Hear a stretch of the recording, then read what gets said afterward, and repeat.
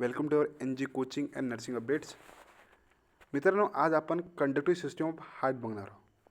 बघा, conductive system of heart काय मी अतिशय सोप्या भाषेत तुम्हाला सांगणार आहोत.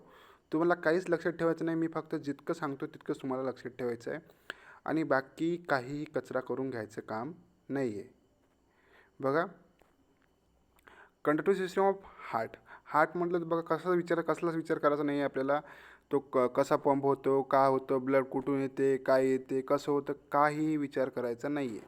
फक्त आपल्याला कंडक्टिव्ह सिस्टम ऑफ हार्ट जर येत असेल, असा क्वेश्चन येत असेल तर फक्त आपल्याला कंडक्टिव्ह सिस्टम ऑफ हार्ट याबद्दलच विचार करायचा आहे. ठीक आहे.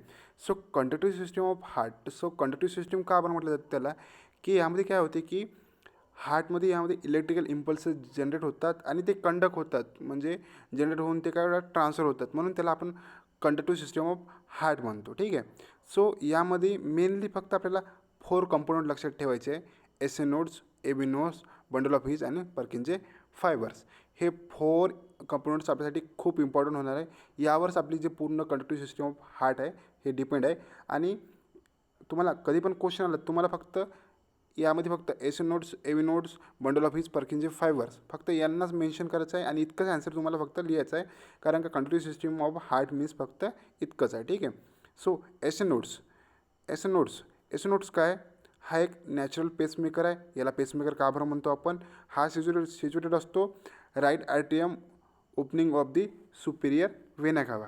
बघा, मी तुम्हाला शो करतो की राईट आर्टियम opening of the superior vena cava. याच्यासाठी आपण याला पेसमेकर का बरं म्हणतो? कारण का इथे नॅचरली जे इलेक्ट्रिकल इम्पल्स आहे ते जनरेट होतात. ठीक आहे. So naturally electrical impulses generate होतात आणि हे काय करतं की याच्या हेल्प थ्रू जे आर टी एमला काय करतो, तो इलेक्ट्रिकल इम्पल्सेस थ्रू कॉन्टॅक्ट करतो. त्यानंतर हा काय करतो, S A nodes, A V नोड्सला इलेक्ट्रिकल इम्पल्सेस काय करतो, ट्रान्सफर करतो. ठीक आहे. सो मग काय होतं आहे की एस ए नोडपासून ए व्ही नोडला इलेक्ट्रिकल इम्पल्सेस येत आहे. ठीक आहे. सो एस ए नोडमध्ये काय होते की 60 to 100 impulses per minute generate होतात. ठीक आहे. मग आफ्टर दॅट काय होते की जेव्हा S A node to A V node जाते तेव्हा मग त्याची जे रेंज आहे ते रेंज 20 कमी होते. मीन्स काय आहे, समजा की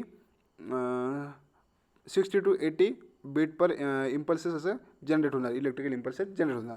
मग त्यानंतर तिथून बंडल ऑफ हीजला ट्रान्सफर होतात. बंडल ऑफ हीज थ्रू कोणाला ट्रान्सफर होतात? पर्किन्सचे फायबरला.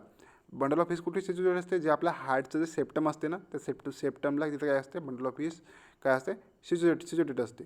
देन पर्किन्सचे फायबर मीन्स तुम्ही बघू शकता की हे जे आउटर लेअर गेली आहे आपल्या जे व्हेंट्रिकलला पूर्ण कवर केलं आहे, याला आपण पर्किन्सचे फायबर म्हणतो. आणि हे पर्किन्सचे फायबर काय करतं, आपल्या जे व्हेंट्रिकलला काय करतं, कॉन्ट्रॅक्ट करतं. ठीक आहे. सो एकदम इझी आहे. बघा, यामध्ये कंडक्टिव्ह सिस्टीममध्ये काहीच नाही, फक्त काय S A nodes, A V nodes, bundle of His, पर्किन्सचे फायबर्स. ठीक आहे. तर हे काय करतात की हे इलेक्ट्रिकल इम्पल्सेसचं कंडक्शन करतात, म्हणून याला आपण कंडक्टिव्ह सिस्टीम असे म्हणतो. फक्त जे एस ए नोड्स आहे, तो एस ए नोड्स काय करतो, इलेक्ट्रिकल इम्पल्सेस जनरेट करतो, म्हणून त्याला आपण पेसमेकर म्हणतो. हे नॅचरली हॅपन होते. मग त्यानंतर एस ए नोड त्याचे इलेक्ट्रिकल इम्पल्सेस ट्रान्सफर करतो ए व्ही नोडकडे. ए व्ही नोड थ्रू येते बंडल ऑफ हीजकडे आणि बंडल ऑफ हीज थ्रू येते पूर्ण पर्किन्सचे फायबरकडे. आणि ही पर्किन्सचे फायबर काय करतं, आपल्या पूर्ण व्हेंट्रिकलला कवर करतं आणि व्हेंट्रिकलला काय करतं, कॉन्ट्रॅक्ट करतं. बोथ आर व्हेंट्रिकलला काय करतं, कॉन्ट्रॅक्ट करतं.